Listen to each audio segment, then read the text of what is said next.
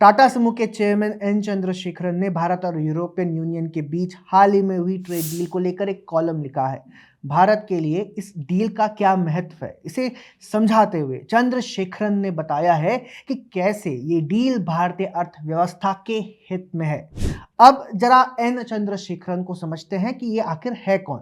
ये टाटा सन्स के चेयरमैन है, वही टाटा सन्स जो पूरे टाटा ग्रुप की होल्डिंग कंपनी है, यानी 100 से ज्यादा ऑपरेटिंग कंपनियां, Tata steel, Tata motors, Tata power, Tata consumer, TCS, Air India, इन सब के ऊपर जो शख्स बैठा है वो है एन चंद्रशेखरन। 2017 से ये टाटा ग्रुप की कमान संभाल रहे हैं और हाल की रिपोर्ट के अनुसार FY25 में टाटा ग्रुप की कमाई लगभग 180 अरब डॉलर के बराबर रही और ग्रुप की मार्केट कैप 400 अरब डॉलर से ज्यादा के लेवल तक पहुंच गई है, यानी कई देशों की जीडीपी के बराबर का बिजनेस। और सबसे बड़ी बात, चंद्रशेखरन सिर्फ पुरानी इंडस्ट्री नहीं चला रहे बल्कि semiconductor, electronics manufacturing, EV battery, 5G mobile technology, ऐसे सेक्टर में भी टाटा को ले गए जहां आने वाले 20-30 सालों की ग्रोथ दिखती है। एयर इंडिया को वापस लेकर एक ग्लोबल एयरलाइंस बनाने का प्लान भी इन्हीं के समय में शुरू हुआ था, यानी एविएशन से लेकर क्लीन टेक तक हर जगह ये ग्रुप कैपिटल लगा रहा है, फैक्ट्री बना रहा है, जॉब्स क्रिएट कर रहा है।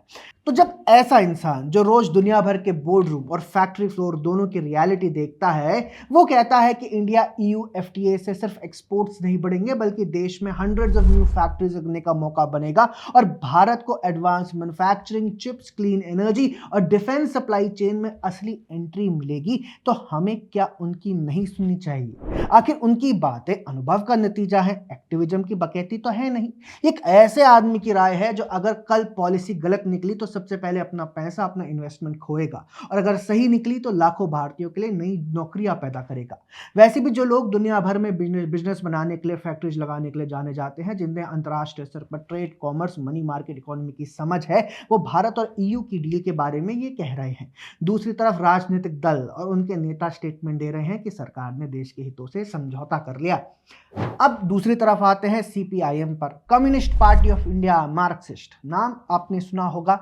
34 साल तक वेस्ट बंगाल में इनकी सरकार रही। इन्हीं के साथ जुड़ी ट्रेड यूनियंस में सबसे बड़ा नाम CITU, centre of Indian trade unions, जो फैक्ट्रीज के अंदर मजदूर राजनीति की सबसे आक्रामक ताकतों में से गिनी जाती रही है।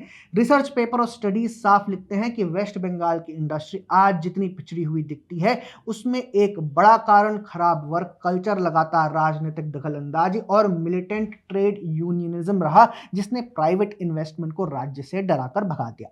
आजादी के बाद जो बंगाल कभी इंडस्ट्रियल पावर हाउस था, वहीं 1990s और 2000s के बीच मैन्युफैक्चरिंग ग्रोथ नेगेटिव हो गई, रजिस्टर्ड बेरोजगारी की संख्या कई मिलियंस तक पहुंच गई और सिर्फ एजुकेटेड अनएम्प्लॉयड ही 20 लाख से ज्यादा दिखते हैं। ये सब आंकड़े वेस्ट बंगाल पर लिखे इकोनॉमिक पेपर्स खुद बताते हैं।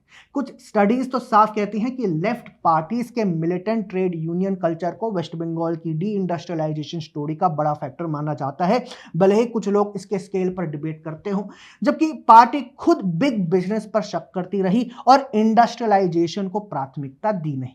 और वही CPIM आज इंडिया EU FTA के खिलाफ प्रेस नोट निकाल रहा है। ये wholesale surrender of India's economic interest है, एलिटिस्ट है, एंटी वर्कर है, एंटी फार्मर है और सरकार ने यूरोप के आगे देश को बेच दिया।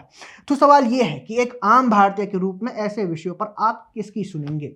उनकी जिन्होंने देश के लिए व्यापार, वाणिज्य और इकोनॉमी का निर्माण किया, या उनकी जिन्होंने इसी अर्थव्यवस्था को चौपट करने के लिए राजनीति की? दोस्तों, दिमाग में तस्वीर साफ करके देखिए। एक तरफ वो लोग हैं जो दुनिया की सबसे बड़ी इंडस्ट्रियल कंपनीज में से एक टाटा ग्रुप चला रहे हैं, जिनकी कंपनीज अकेले ही लाखों डायरेक्ट और इनडायरेक्ट जॉब्स देती हैं। दूसरी तरफ वो लोग हैं जिनकी राजनीति ने एक पूरे राज्य में ऐसा ट्रेड यूनियन कल्चर बनाया कि फैक्ट्री मालिक से कम और आपस में यूनियन वर्सेस यूनियन की लड़ाई में ज्यादा उलझी रही और आखिर में या तो बंद हो गई या राज्य से भाग गई। और आज वही जमात हर नई FTA के पीछे वही पुराने कैसेट चला रही है। Anti people, sell out, elite के लिए है, वर्कर्स के खिलाफ है।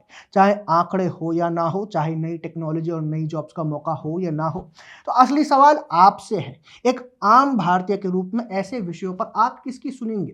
उनकी जिन्होंने देश के लिए व्यापार, वाणिज्य और अर्थव्यवस्था का निर्माण किया, या उनकी जिन्होंने इसी अर्थव्यवस्था को चौपट करने की राजनीति की? इंडिया ईयू एफटीए परफेक्ट होगा ये कोई नहीं कह रहा। हर डील में नेगोशिएशन, सेफगार्ड और स्क्रूटनी जरूरी है। लेकिन अगर हर ग्लोबल अपॉर्चुनिटी को सिर्फ साजिश की नजर से देखेंगे तो semiconductor fab, clean tech plant और डिफेंस सप्लाई चेन्स किसी और देश में चले जाएगी और हमारे हिस्से में सिर्फ डिबेट और धरने बचेंगे।